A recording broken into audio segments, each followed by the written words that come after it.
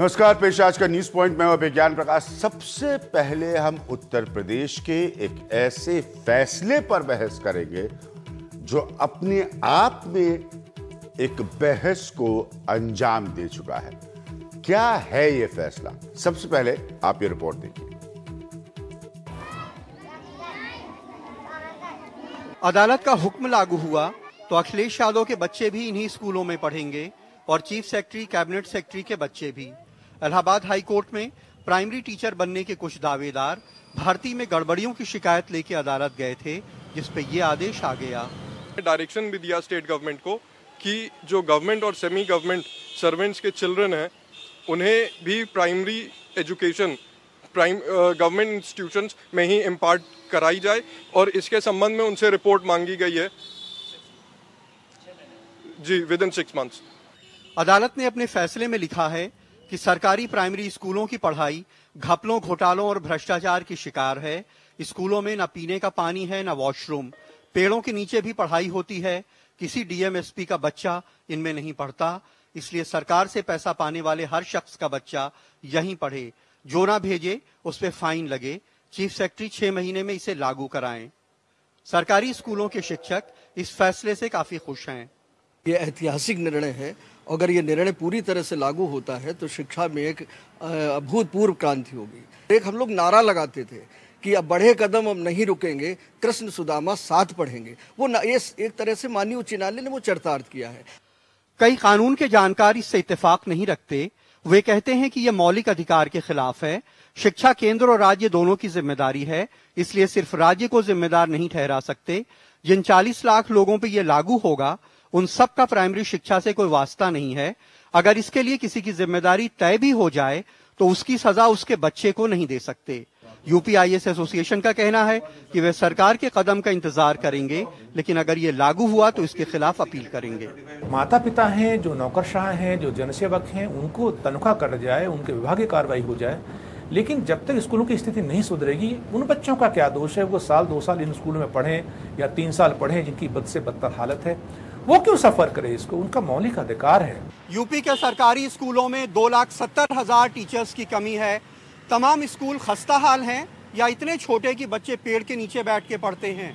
तमाम टीचर पढ़ाते नहीं और तमाम बच्चे सिर्फ मिड डे मील खाने के लिए स्कूल आते हैं। अगर इस जजमेंट के बाद इन हालात में कुछ सुधार हो जाए तो बहुत बड़ी बात होगी।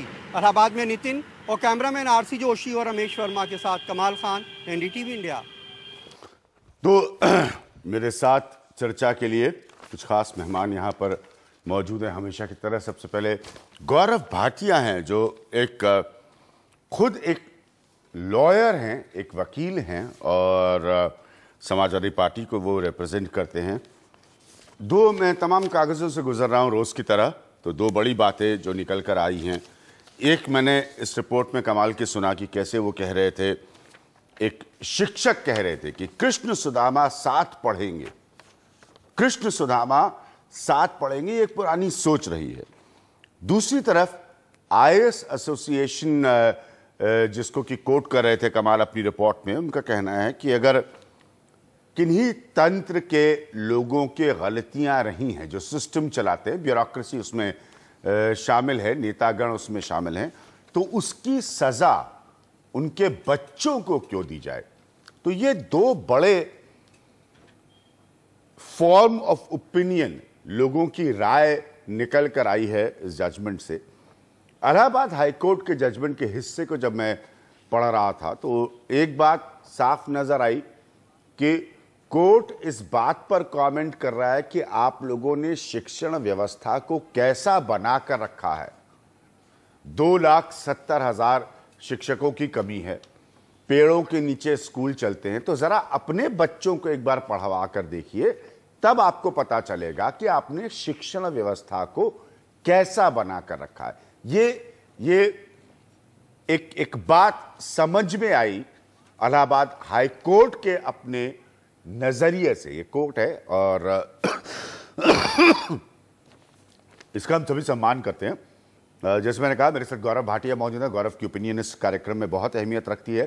वो समाजवादी पार्टी से जुड़े हैं, खुद एक वकील हैं। अशोक गांगुली साहब हैं जो कि फॉर्मर चेयरमैन है सीबीएसई के खुद, और साथ में यहाँ पर शैलेंद्र शर्मा जी हैं, जो कि प्रथम के खुद हेड ऑफ ऑपरेशंस है। प्रथम के बारे में आप सब जानते हैं। अब जी मैंने कहा दो बातें इसका मूल आधार है। शैलेंद्र जी, मैं आपसे शुरू करूंगा। अगर हम ये देखें कि अदालत क्या कह रही है, तो अदालत ये कमेंट कर रही है कि आप लोगों ने सरकारी शिक्षण व्यवस्था को इतना जर्जर बना दिया है, आपकी नेतागिरी ने, आपकी अफसरशाही ने, कि जरा अपने बच्चों को उसमें पढ़वा कर देखिए। ये एक हिस्सा है आर्ग्यूमेंट का। दूसरा हिस्सा, जैसे कि आपने किसी व्यक्ति को कहते हुए सुना कि कृष्ण सुदामा साथ पढ़ें, ये शिक्षकों का सपना रहा है इस देश का, तो ये दूसरा हिस्सा है। आप किस हिस्से को सही मानेंगे?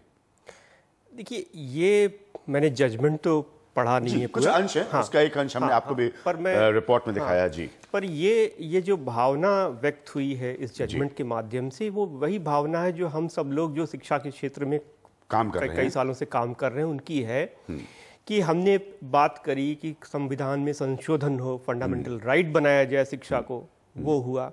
फिर उसके बाद अभी कल ही बिहार के लिए कितने बड़े पैकेज की घोषणा की गई, जिसमें वहां की भी शिक्षण व्यवस्था को जो है बेहतर करने के लिए प्रधानमंत्री ने एक पैकेज की घोषणा की। लेकिन क्या सब ये पैकेज ही होते हैं, ये घोषणा ही होती है? फिर एक कानून बनाया गया उसको अमल करने के लिए 2009 में। उस कानून को लागू कर दिया गया 2010 में। पर जो यथास्थिति है, ग्राउंड पर जो स्थिति है, उसमें जो हम देखते हैं तो आमूलचूल परिवर्तन नहीं दिखाई देता तमाम पहलुओं पर। तो ये तो अलग अलग राज्यों की तस्वीरें हमने देखी, कैसे शिक्षक सड़कों पर उतर कर आए हैं। प्राथमिक शिक्षा के शिक्षक, प्राइमरी एजुकेशन के तो ज्यादा सड़कों पर उतर कर आए हैं कि साहब हमें तनख्वाह नहीं मिल रही है समय पर, हमारी तनख्वाह की बढ़ोतरी। तो वो ये कह रहे हैं कि सरकारी तंत्र से रन जो सिस्टम है उस पर शायद ज्यादा तीखा कमेंट है कोर्ट का। तो उच्च न्यायालय ने उसी भावना को व्यक्त किया है कि आप अपने बच्चे पढ़वा कर देखिए, फिर आपको पता चलेगा कि शिक्षण का स्तर क्या है या व्यवस्था अब हमें बहुत सीरियस तरीके से इसको हल करने की जरूरत है। और उच्च न्यायालय ने एक रास्ता बताने का प्रयास किया है इस जजमेंट के माध्यम से। जी गौरव, सबसे पहले मैं सिर्फ आपकी ओपिनियन जानना चाहूंगा। आप कानून और सरकार दोनों से जुड़े हैं।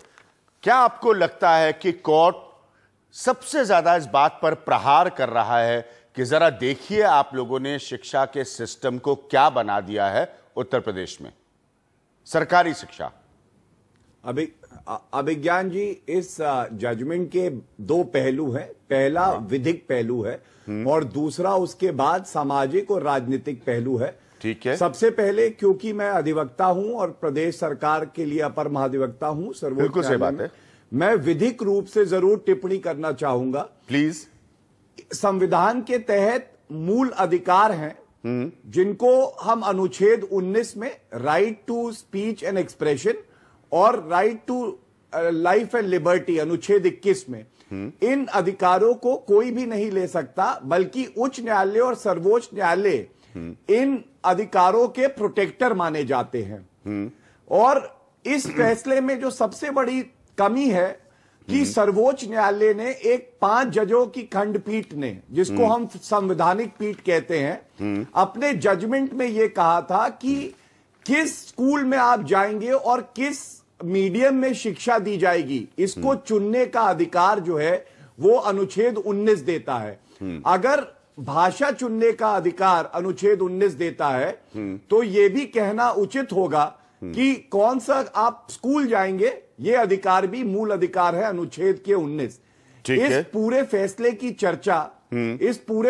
की चर्चा सर्वोच्च न्यायालय का फैसला जो है उच्च न्यायालय के लिए मान्य होता है, बाध्य होता है, उसको उसी के तहत आदेश देने होते हैं। इसमें कोई चर्चा नहीं है। गौरव, थोड़ा सरलीकरण करके समझाइए, क्योंकि आपने बिल्कुल सही कहा कि आप अधिवक्ता है, महाधिवक्ता है, वहां पर थोड़ा सरलीकरण इसलिए करिए क्योंकि फिर सब लोग ये जानना चाहेंगे कि गवर्नमेंट, राज्य सरकार आपकी कैसे रिएक्ट करेगी। बहुत बहुत अहम मसला है यहां पर। आपने जो संवैधानिक प्रावधान है उसका आपने जिक्र किया, कॉन्स्टिट्यूशनल प्रोविजन का आपने जिक्र किया है अभी, तो इसको और सरल करके बताइए कि आप लोग करेंगे क्या, सरकार करेगी क्या? देखिए, मैं उस पे आऊंगा अभिज्ञान जी, सिर्फ 1 मिनट का समय और दीजिए, क्योंकि सारे व्यूअर्स को जो है पूरी बात रख दूंगा तो अच्छे से फैसले का विधिक रूप समझ में आएगा।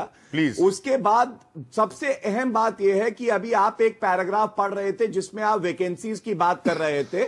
पैरा 79 में हाईकोर्ट जजमेंट खुद ये कहता है कि ये अपॉइंटमेंट 2,70,000 इसलिए नहीं हो पाए क्योंकि ये लिटिगेशन हाईकोर्ट में पेंडिंग है। हाईकोर्ट उच्च न्यायालय इलाहाबाद में इस वक्त 160 वैकेंसीज हैं जजेस की और केवल 76 जजेस हैं। एक बार अगर स्टे हो जाता है वहां पे तो सालों साल मुकदमा जो है फाइनली डिसाइड नहीं होता है। इसमें सरकार दोषी नहीं होती है, इसमें क्योंकि ये प्रक्रिया है न्यायालय की, ऐसे ही चलता है।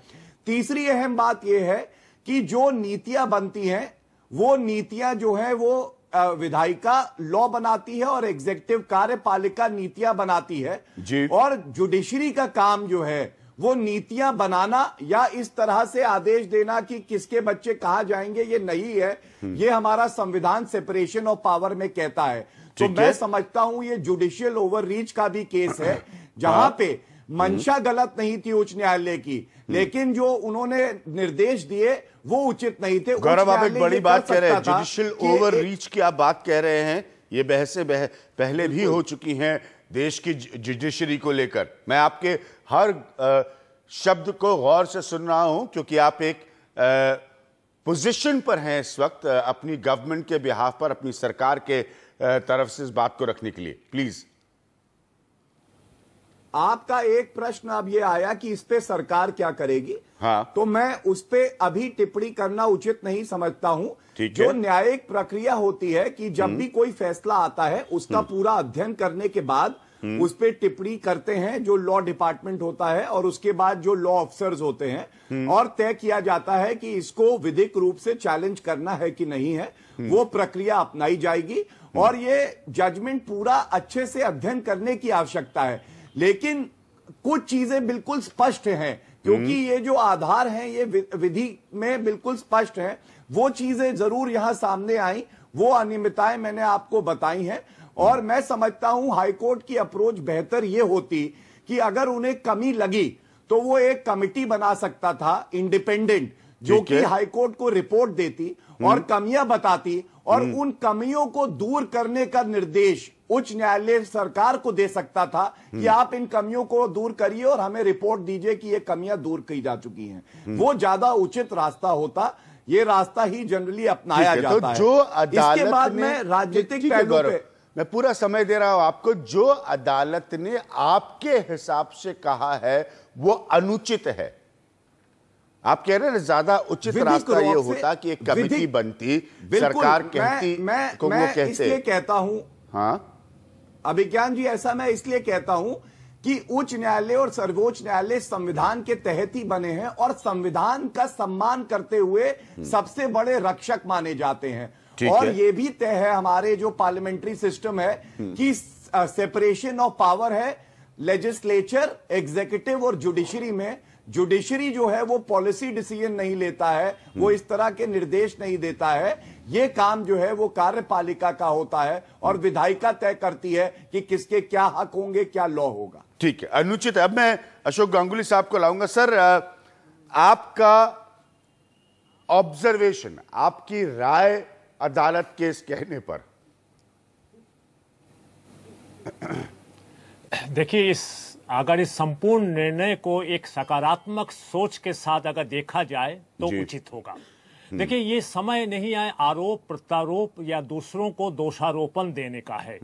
ये समय है इंट्रोस्पेक्शंस करने का। ना प्रश्न यह है कि जुडिशियरी को ये इंटरवेंशन क्यों करना पड़ा।